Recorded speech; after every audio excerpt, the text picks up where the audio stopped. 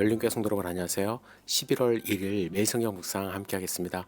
오늘은 오바댜 1장 1절에서 9절까지 우리 함께 묵상하도록 하겠습니다. 같이 읽겠습니다. 오바댜의 묵시라. 주 여호와께서 에돔에 대하여 이와 같이 말씀하시니라. 우리가 여호와께로 말미암아 소식을 들었나니 곧 사자가 나라들 가운데에 보내심을 받고 이르기를 너희는 일어날지어다. 우리가 일어나서 그와 싸우자 하는 것이니라. 보라, 내가 너를 나라들 가운데에 매우 작게 하였으므로 내가 크게 멸시를 받느니라. 너의 마음의 교만이 너를 속였도다. 바위 틈에 거주하며 높은 곳에 사는 자여, 내가 마음에 이르기를 누가 능히 나를 땅에 끌어내리겠느냐 하니, 내가 독수리처럼 높이 오르며 별 사이에 깃들일지라도 내가 거기에서 너를 끌어내리리라. 여호와의 말씀이니라. 혹시 도둑이 내게 이르렀으며 강도가 밤중에 내게 이르렀을지라도 만족할 만큼 훔치면 그치지 아니하였겠느냐. 혹시 포도를 따는 자가 내게 이르렀을지라도 그것을 얼마쯤 남기지 아니하였겠느냐. 내가 어찌 그리 망하였는고. 에서가 어찌 그리 수탈되었으며 그 감춘 보물이 어찌 그리 빼앗겼는고. 너와 약조한 모든 자들이 다 너를 쫓아 변경에 이르게 하며 너와 화목하던 자들이 너를 속여 이기며 내 먹을 것을 먹는 자들이 내 아래에 함정을 파니 내 마음에 지각이 없음이로다. 여호와의 말씀이니라. 그날에 내가 에돔에서 지혜 있는 자를 멸하며 에서의 산에서 지각 있는 자를 멸하지 아니하겠느냐. 드마나 내 용사들이 놀랄 것이라.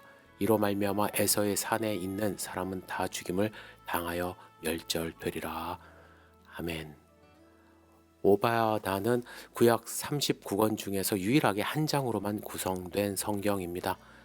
오바댜 선지자가 어떤 인물이었는지에 대해서는 본문에서 말씀이 없기 때문에 우리가 확신할 수는 없습니다. 하지만 성경에 오바댜라는 인물이 몇 명 등장하긴 합니다.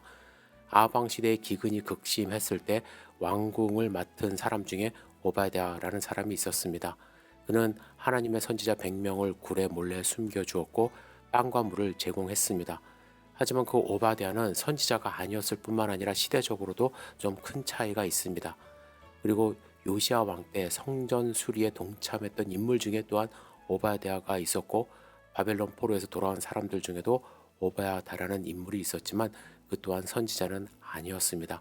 우리가 확실한 것은 오바댜라는 뜻이 여호와의 종이라는 것입니다. 또한 이 이름은 에베드, 즉 예배하다, 경배하다 라는 동사에서 왔기 때문에 여호와를 경배하는 사람이라는 뜻도 포함하고 있습니다.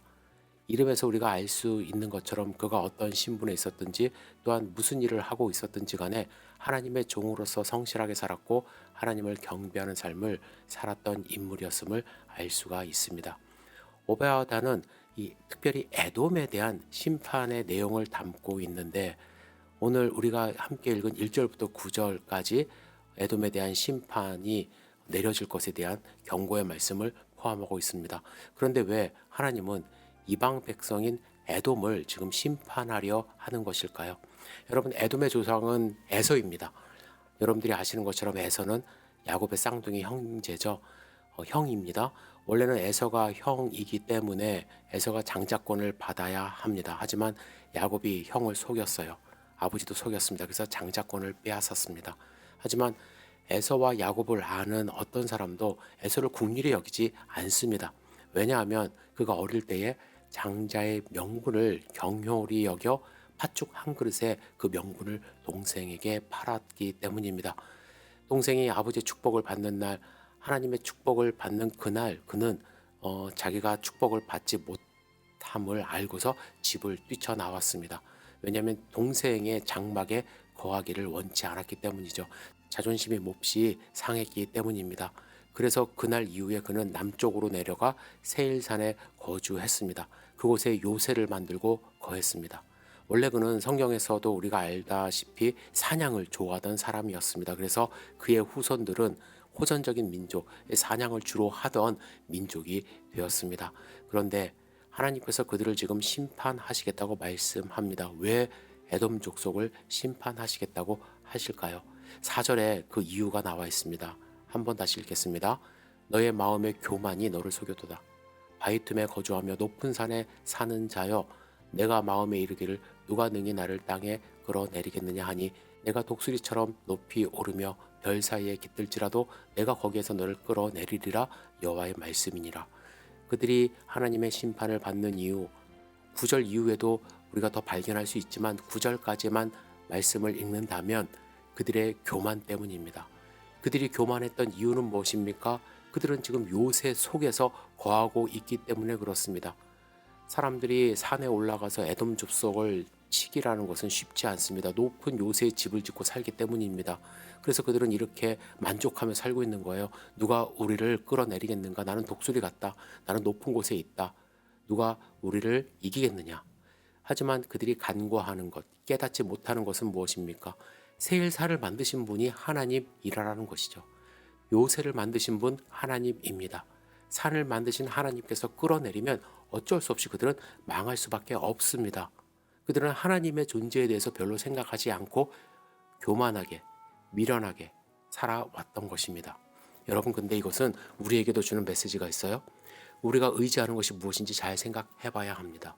혹시 돈을 의지하는 그런 삶을 산다면 돈을 만드는 자 하나님임을 여러분들 기억하셔야 합니다. 건강을 의지하고 있습니까? 건강을 주시는 분 하나님임을 기억하세요.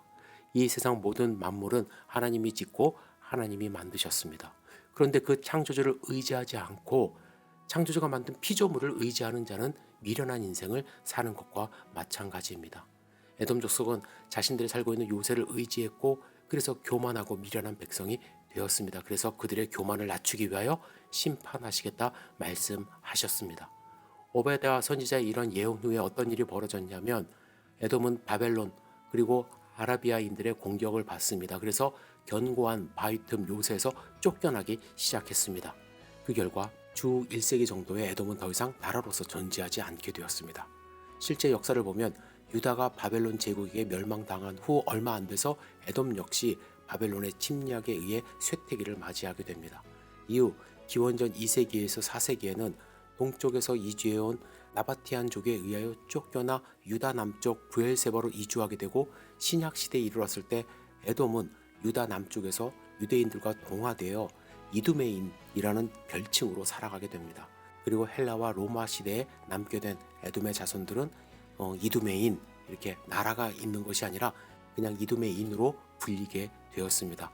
독립적으로 존재한 나라로서 있지 못했습니다.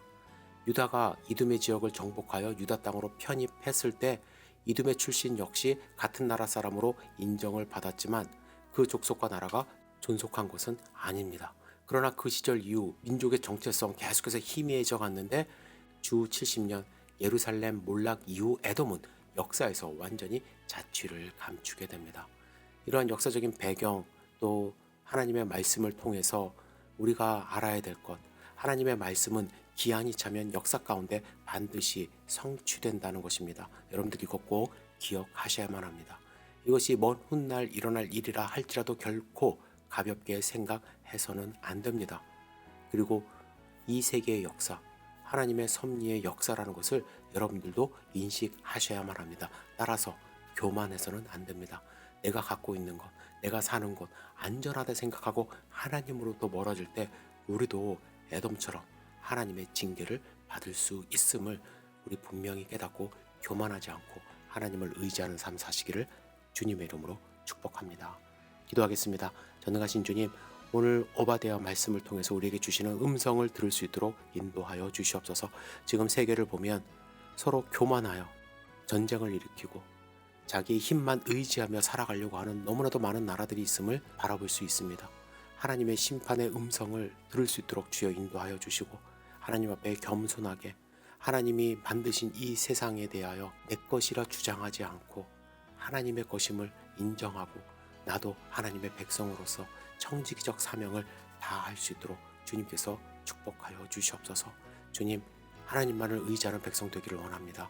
오늘 하루도 주 안에서 거할 수 있도록 도와주시옵소서. 예수님의 이름으로 기도드렸사옵나이다. 아멘.